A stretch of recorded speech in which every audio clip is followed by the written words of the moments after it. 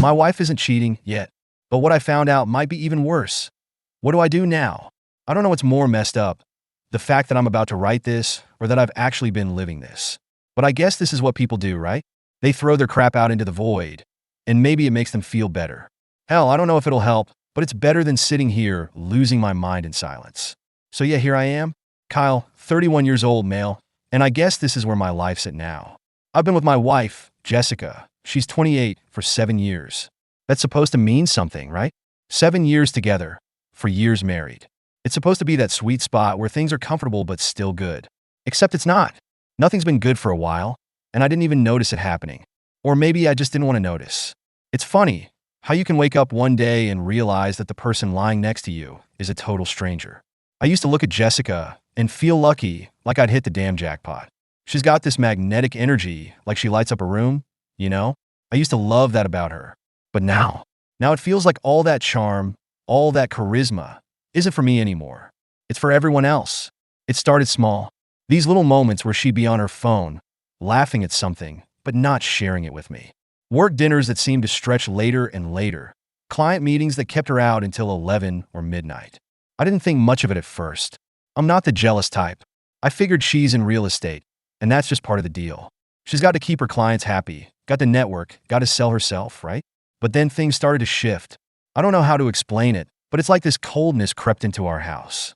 I'd ask her how her day was, and she'd just give me these short, clipped answers. We used to talk like really talk, but now it was like I was pulling teeth just to get more than a couple of words out of her. She was always tired, always busy, always distracted, and that's when I started noticing the late-night phone calls. It's not like I was snooping. I wasn't hunting for anything. But when you're lying in bed next to someone and they're on their phone at 1 a.m., you notice. You notice when the phone screen's lighting up their face and they're laughing at some private joke, but not saying a word to you. I try to brush it off. I really did. I told myself it was just work stuff, client stuff, whatever. But something didn't sit right. You know that feeling in your gut? That twisting, gnawing feeling that you try to ignore because you don't want to seem paranoid? Yeah, that's where I was. Then came the phone bill. I wasn't looking for it. It was just there. I was cleaning up some papers in the kitchen, and her phone bill was sitting on the counter. Something inside me told me to look. I don't know why, but I did. And there it was, this number I didn't recognize showing up over and over. Late at night, long calls, sometimes for hours. The number wasn't saved under any name, just a string of digits. So, of course, I did the stupid thing. I Googled it. Brandon, 35 years old. Male. A client of hers, apparently. And not just any client, but one she'd mentioned a few times in passing. I remember her saying he was buying some big property, something that could change their year. She said it with that excited sparkle in her eye, the one I hadn't seen in months. Only now it wasn't excitement for me. It was for him. I sat on that information for weeks. Didn't say a word. Maybe I was hoping it was all in my head, that I was just making something out of nothing. But every time I looked at her after that, all I could think about was that freaking number. All I could picture was her sitting there, laughing and flirting with this guy while I'm lying next to her like a damn idiot. Finally, I cracked. It was a Friday night, and she came home late again. Said she had some client dinner, but she reeked of perfume. Not her usual stuff, something different. Something new. I couldn't keep it in anymore. I asked her who she was talking to so late at night. Why she was always on her phone when she thought I was asleep. She just stared at me like I'd lost my mind. Said I was being paranoid, insecure. That it was just work, that I needed to calm down. But I couldn't calm down. Not anymore. I told her I knew about Brandon, that I'd seen the calls, the texts. And that's when she laughed. She actually laughed in my face. Told me I was being ridiculous, that he was just a client, nothing more. But it didn't feel like nothing. Nothing about it felt like just work. And that's when I knew I had to find out for sure. I needed proof. So I did something I'm not proud of. I made a fake profile, some fake real estate agent persona, and I messaged him. Asked if he was looking to buy. I didn't even have to try that hard. Within hours, he was all over it. Flirting, asking if I was local, if I wanted to meet up for drinks. He didn't waste any time. The dude's a sleaze, and the worst part? I think Jessica likes it. So, here I am, sitting in my car at midnight, wondering what the hell I'm supposed to do. My wife's cheating on me. Maybe not physically, not yet, but it's heading that way.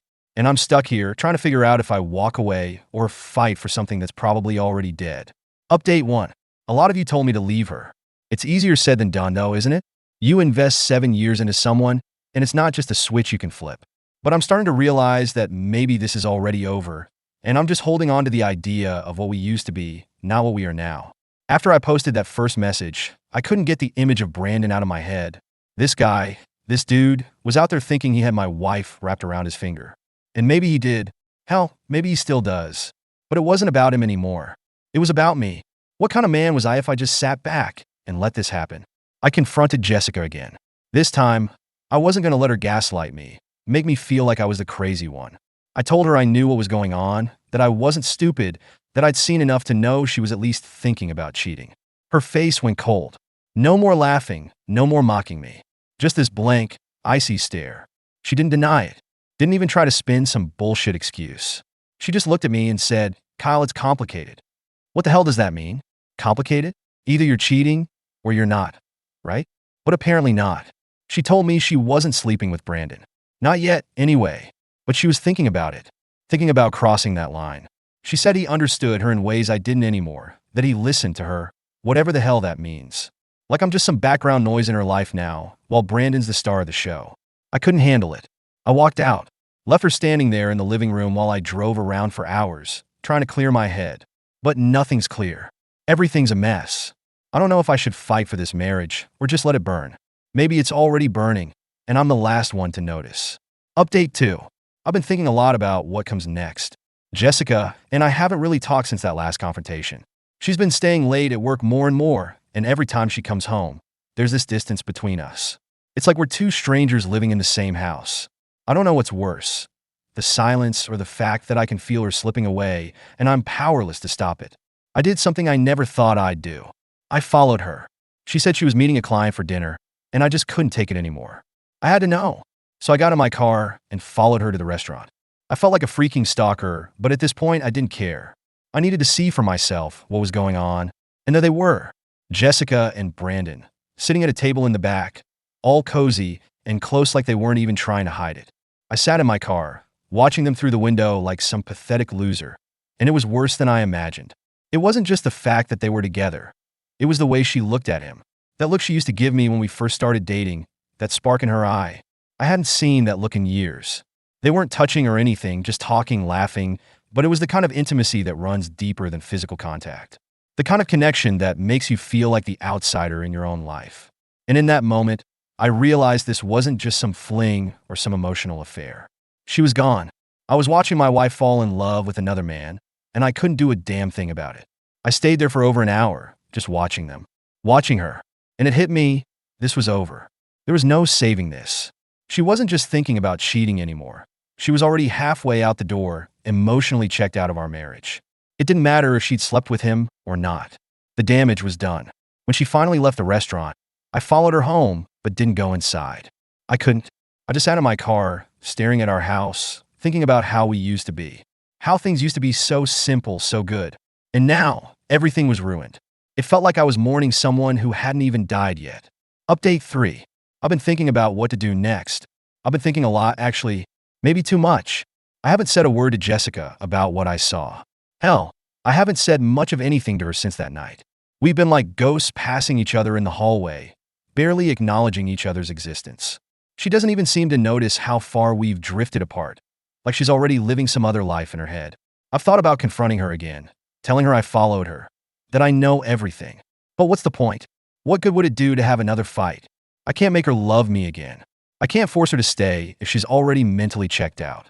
And part of me wonders if she's just waiting for me to make the first move, to pull the plug on this marriage, so she doesn't have to be the bad guy. But then there's another part of me that can't let go. The part that still remembers the good times, the laughter, the nights we'd stay up late talking about everything and nothing. The part that wants to believe we can fix this, even though I know deep down it's probably too late. I've been avoiding Brandon like the plague. I deleted the fake profile I used to message him, blocked him on everything. I can't stand the thought of him, of the way he's wormed his way into my life without even knowing it. It's like he's some invisible force, slowly pulling Jessica away from me, and I'm powerless to stop it. I've considered telling someone, but who? Who would understand this kind of mess? My friends would just tell me to leave her. My family? They'd probably tell me the same, but they've always had their doubts about Jessica. They never fully trusted her, said she was too focused on her career, too ambitious. And maybe they were right. Maybe I should have listened. Update 4. The other night I got home late from work. I've been trying to avoid being in the house too much, giving Jessica as much space as I can while I figure things out. But when I walked in, she was sitting at the kitchen table, just staring at her phone. She didn't even look up when I came in, didn't acknowledge me at all. I went to bed, and a few hours later, I woke up to the sound of her phone buzzing. It was 2 a.m. I don't know what came over me, but I grabbed her phone while she was in the bathroom. I know, I'm a piece of shit for doing it, but I didn't care anymore. I needed to know. And there it was right in front of me, a text from Brandon, asking when he could see her again, asking if she was free this weekend.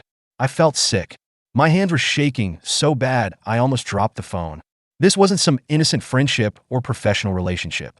It was real. They were planning something, and Jessica was all in. I could feel it, and for the first time, I realized just how far this had gone. When she came out of the bathroom, I put the phone back down and pretended to be asleep. But my mind was racing, my heart pounding in my chest. How long had this been going on? How much had I missed, blinded by my own denial? I lay there, staring at the ceiling, feeling the weight of it all pressing down on me. There was no escaping this now. No more pretending. I had to do something. Update 5. It's been a few days since I found those texts, and I haven't confronted her yet. I don't know what I'm waiting for. Maybe I'm hoping she'll come clean on her own, but I know that's not going to happen. She's too far gone, too wrapped up in whatever fantasy she's built with Brandon. And here I am, still playing the role of the clueless husband, too scared to pull the trigger and end it. But I can't keep living like this. I can't keep pretending everything's fine when I know it's not. I've started thinking about what life would look like without her, and it's terrifying. We've been together for so long that I don't even know who I am without her. But at the same time, I can't stay in a marriage where I'm constantly questioning if she's thinking about someone else, if she's planning her escape. I've been looking into divorce lawyers just in case. I haven't made any decisions yet, but I need to be prepared. If she's not going to fight for this marriage, then why should I? I've done everything I can, but it's not enough. It's never going to be enough. Update 6. Last night, Jessica came home late again. I didn't say anything, just watched her as she walked through the door like everything was normal. But something was different. She seemed off. Nervous, maybe. I don't know. But I could tell something had shifted. She went to bed early, and for once, I didn't follow her. I sat in the living room, staring at the spot where she'd been sitting just minutes before, wondering what the hell was going on in her head. Was she thinking about Brandon? Was she thinking about leaving me? Or was she just going through the motions, waiting for me to be the one to make the first move? I've started noticing little things, changes in her routine, in the way she talks to me or doesn't talk to me. She's distant, more than ever before.